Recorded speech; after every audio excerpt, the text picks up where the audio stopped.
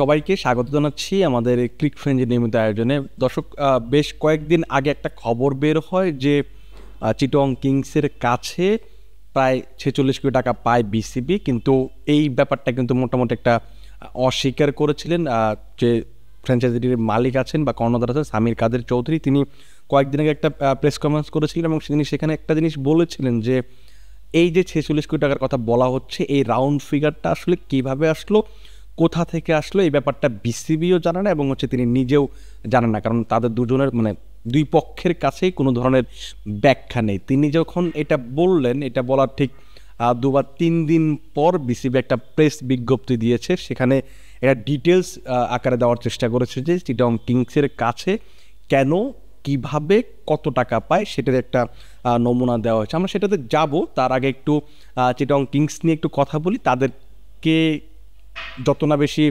প্রশংসা করা হয়, তাদের খুব বেশি সমালোচনা আসলে বেশি হয়। সেটা একটা বড় কারণ হচ্ছে তাদের মাঠের বাইরের পারফরমেন্স। আপনি যদি একটা জিনিস খেয়াল করেন যে যখন তারা 1 দশকের বেশি সময় পর বিপিএলে ফিরলো এবং ফেরার পর কিন্তু একেবারে প্রত্যাবর্তনের যে টুর্নামেন্টটা সেখানেই তারা ফাইনাল খেলে, যদিও ওই শেষ পর্যন্ত ফরচুন বরিশালের কাছে হেরে শিরোপা জেতা হয়নি। এর আগে একবার তারা ফাইনাল খেলেছিল যতটুকু আমার মনে আছে। যে জিনিসটা হচ্ছে যে মাঠের ক্রিকেটে এত ভালো পারফরমেন্স করলো, মাঠের বাইরে একের পর এক বিতর্ক তাদেরকে নিয়ে সমালোচনা করতে বাধ্য করছিল। আপনার যদি মনে থাকে টুর্নামেন্ট চলাকালীন পারভেজ হোসেন ইমনের পারিশ্রমিক নিয়ে একটা কথা উঠছিল, তার পারফরমেন্স নিয়ে কথা উঠছিল এবং সামির কাদের চৌধুরী ডেইলি স্টার একটা তিনি ইন্টারভিউ দিয়েছিলেন বা তাদের সঙ্গে কথা বলেছিলেন। সেখানে তিনি বলেছিলেন যে পারভেজ ইমনের পারফরমেন্স নিয়ে তিনি স্যাটিসফাইড না, সে কারণে তাকে পারিশ্রমিক দিচ্ছেন না এবং মাঝে পারভেজ হোসেন ইমন ক্যাম্প ছেড়েও বাসায় চলে গিয়েছিলেন, যদিও সেটাকে ছুটি বলে পরে দেখানো হয়েছে। জিনিসটা হচ্ছে তারপরে কিন্তু আরও বেশ কিছু বিতর্কিত ব্যাপার ছিল। ধরুন আপনি ইয়াশা সাগর, যিনি তাদের উপস্থাপিকা ছিলেন, তার সঙ্গে পারিশ্রমিক একটা ইস্যু ছিল। তাদের মেন্টর এবং ব্র্যান্ড অ্যাম্বাসেডর শাহিদ আফ্রিদি, তার সঙ্গে $1 লাখ একটা চুক্তি ছিল, কিন্তু তিনি পারিশ্রমিক পাচ্ছিলেন না এবং তিনি টুর্নামেন্ট চলাকালীন বিপিএল ছেড়ে চলে যান এবং পরবর্তীতে তিনি কিন্তু পাকিস্তানের সাবেক অধিনায়ক বা সাবেক তারকা অলরাউন্ডার, তিনি কিন্তু বলেছিলেন যে তিনি যদি এই পারিশ্রমিকের টাকাটা না পান সেক্ষেত্রে তিনি বাংলাদেশের অন্তর্বর্তীকালীন সরকারের যিনি প্রধান উপদেষ্টা আছেন তার দ্বারস্থ হওয়ারও হুমকি দিয়েছিলেন।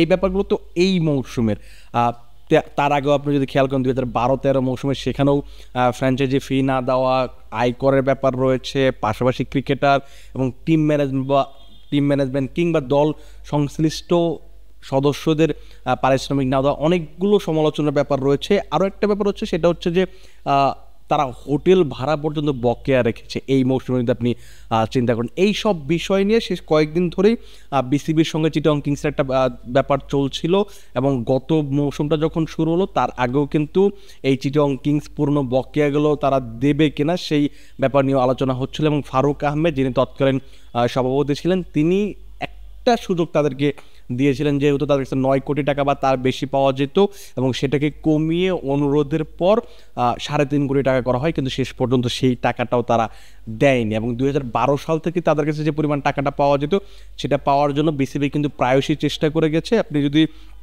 বিসিবি প্রেস রিলিজটা পড়েন সেখানে আপনি দেখবেন 2013 সালে সালিশের মাধ্যমে কিন্তু একটা রাউন্ড ফিগার তৈরি করা হয়, সেটাও তারা দিতে চায়নি বা দেয়নি এবং 2025 সালে এসে যে সমঝোতা চুক্তিটা হয়েছিল সেটাও কিন্তু তারা পরিশোধ করেনি, যে 3.5 কোটি টাকার কথা বলা হচ্ছে। এই মিলিয়ে আসলে এই লাস্ট 10, 12, 13 বছরে তাদের সঙ্গে যে পারিশ্রমিক নিয়ে একটা ব্যাপার চলছে সেটা নিয়ে কিন্তু এখন একটা কনক্লুশনে আসতে যাচ্ছে বলে মনে হচ্ছে। আপনি যদি খেয়াল করেন ওই প্রেস রিলিজে যে বলা হচ্ছে চিটং কিংসের কাছে আদতে বিসিবি যে টাকাটা পায় সেটা হচ্ছে, আপনি যদি মার্কিন ডলারে আপনি চিন্তা করেন, সেটা হচ্ছে $15 লাখ।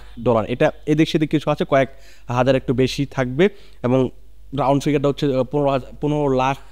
আপনি যদি বাংলাদেশি টাকায় কনভার্ট করেন সেটা হয়তো 20 কোটি টাকার বা 17-18 কোটি টাকার কাছাকাছি যেতে পারে।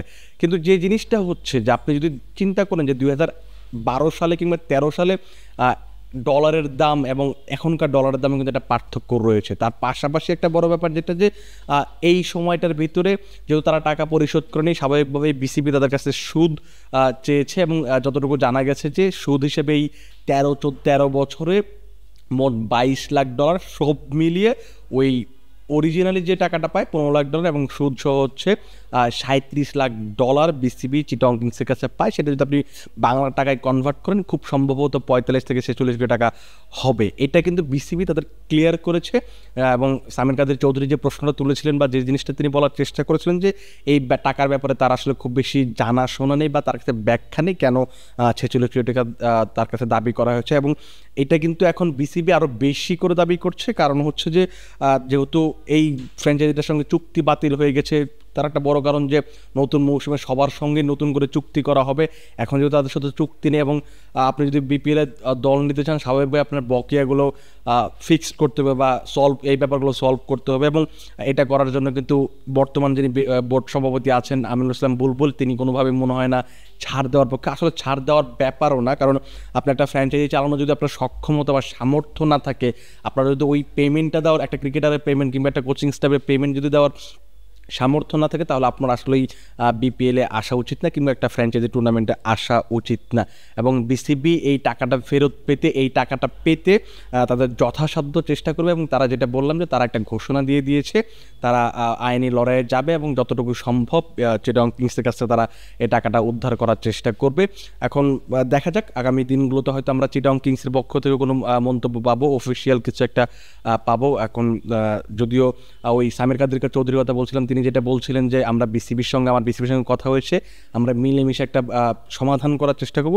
কিন্তু আমার কাছে যেটা মনে হচ্ছে, তিনি এটা বলার পর যখন বিসিবির এরকম একটা প্রেস রিলিজ দিয়েছে, তারপর মনে হয় না যে আলোচনা সাপেক্ষে কোনো একটা সমাধান আসবে। সেটার জন্য নিশ্চিতভাবেই আদালতে যেতে হতে পারে, দুই দলকেই, মানে দুই পক্ষকেই হয়তো যেতে হতে পারে। সেটা দেখা যাক আসলে সামনে কি হয়। আমরা চেষ্টা করব যে নতুন কোনো আপডেট এলেই সেই ব্যাপারটা আপনাদেরকে জানানোর। আপাতত আপনারা ভালো থাকুন, সুস্থ থাকুন এবং ক্রিক ফ্রেঞ্জের সঙ্গে থাকুন।